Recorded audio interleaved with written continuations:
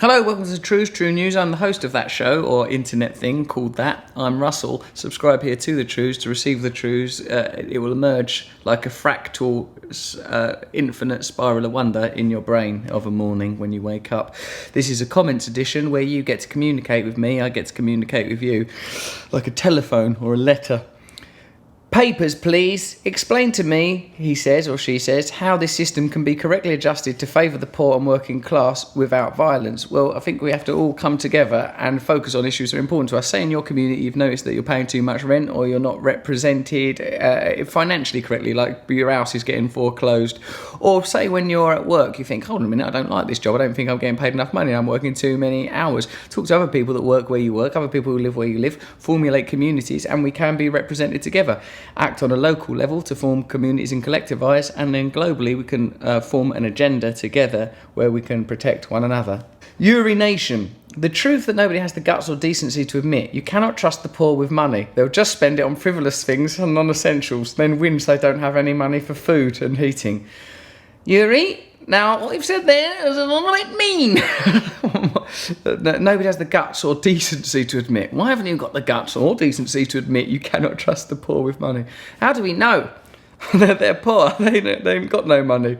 Let's give them some and let's see what happens. I don't think that what you're doing there, Yuri, is you're making a common mistake by associating poverty with morality. That's a meritocratic ideology you're inadvertently deploying there, that people that are in difficult situations deserve to be in difficult situations and we don't have to deal with them being in a difficult situation. Yuri, I urge you not to think like that for too much longer, because as we judge others, surely we will be judged. So we've got to look inside ourselves, find love, glory, and a connection to the infinite, and then things will be a lot better. Telio Teague Williams. Minimum wage just increases inflation, which harms the poor more than the rich. Go for a maximum, he puts that word in capitals, or she. Maximum wage. It encourages people with financial ties in government to make living affordable on a lower income. That's interesting. I think any way that we can tie together the financial and economic destinies of the lower paid people and higher paid people, I think is a very positive thing. I think it will create aggregation. So certainly there should be a minimum wage increase, but a maximum wage, that would be interesting as well. But what about you, Russell? Would that apply to you? No, it wouldn't apply to me. I'd be able to do what I wanted in this new system. I'm saying all this stuff without possibly considering that it could at some point affect me. Coroxian. But at the same time, why is he saying that as if he's been talking to me for ages? I've never heard from Coroxian before. Coroxian, who in his image has got a tarantula crawling up his arm, says, but at the same time there'd have to be certain concentrations of wealth in order to get things done, like making skyscrapers or mass-producing medicine or funding research, etc. There are economic systems and systems of distribution and architecture that we have not even yet dreamed of, or I haven't, because I'm not an architect or designer of economic systems, but there are alternatives, mate, that exist entirely outside of the paradigm that we're currently using.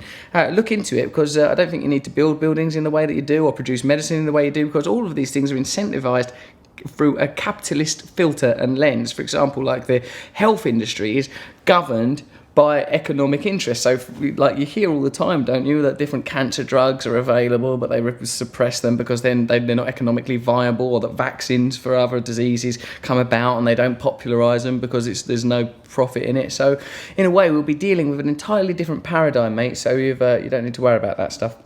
Lee Nolan. Do we really need more jobs? I personally think we should replace human labour with technology, which is the case in many organisations now anyway, so that we have the time to do what we want to do, learn and grow and all that jazz. I agree with you, Lee Nolan. Like, when are these robots going to get off their fat asses and start doing our work for us so we can laze around and have more picnics? When are our washing machines going to reduce our labour? My washing machine actually makes me do more stuff sometimes. You're right. Technology has been enhanced and increasing and growing, but we're not yet seeing the benefits. Why is that? Why are we living under a kind of sort of like some sort of voluntary slavery where we're working all the time? I suppose it's because if we did have more leisure time, then we'd have more time to think and things would sort of alter. I think you're right though, Lee. We could be working a lot less if we utilised technology differently and if we had fairer economic systems. Percival Kelly. Good day, Russell. I've both read and watched the Guardian interview with John Lydon today. Apart from being a masterclass in disparaging belligerence, there seemed little else going for it. I thought perhaps it would send out a strong message if you responded directly to that interview in one of your excellent Trews episodes. Long live the revolution. John Lydon, for me, is a great cultural figure. I adore the Sex Pistols, I adore his music, and I adore him as a character. I think he said, like I said, telling people not to vote will lead to this, that, and the other. That's a popular misconception. What I said is there's nothing worth voting for. That's why I don't vote. If there was something worth voting for, I'd vote for it, and I'd certainly encourage other people, if they think that there's a political party that represents their views, if they think there's politicians out there that are speaking on their behalf, by all means vote for them. But say UKIP, for example, a political party funded by just one millionaire, fronted by one public school boy, ex-banker. Do you really think that's a genuine alternative? And when considering like the immigrants are the sort of the fulcrum of our social problems, was it immigrants that caused the stock market crash in 2007, 2008? Is it immigrants that are awarding themselves great big bonuses? Is it immigrants that are lobbying across the United States and privately funding the Conservative Party?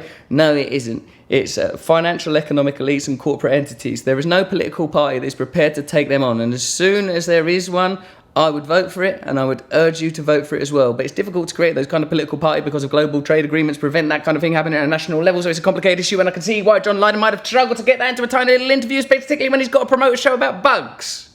Paul Mulligan, have you been on Young Turks yet? Why not? Sort it out. I have been on. I like Cenk. He's a good bloke and I'm going to go on it more. We have much to learn from the Young Turks as the Trews continues to grow and expand, and we invite you to create your own version of the Trews. Send it to us, we'll judge it, and we'll expand and become an evil global corporate entity. Dalek Hybrid. Succession of the plebs. Everyone, put your tools down and stop working. Turn away from your creature comforts and learn to live off the land. See how smug the 1% will be when we realise we can live without money. How will they cope if we're not generating their wealth for them? The 1% are money addicts.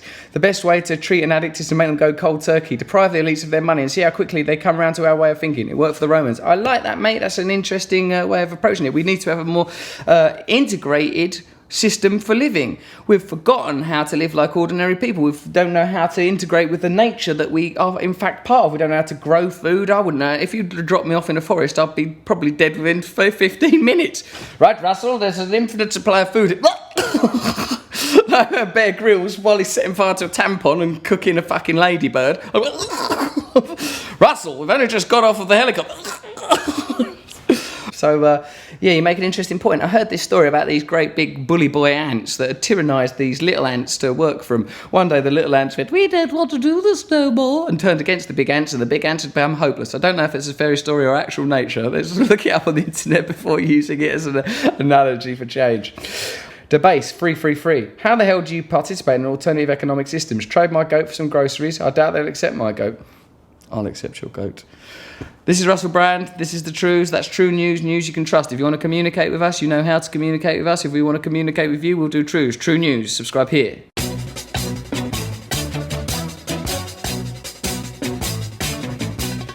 Nose is a tool that is abused to fool you and to leave you scared and confused. Trews is like the nose. If the nose was true, I want some Trews. Let's have some Trews.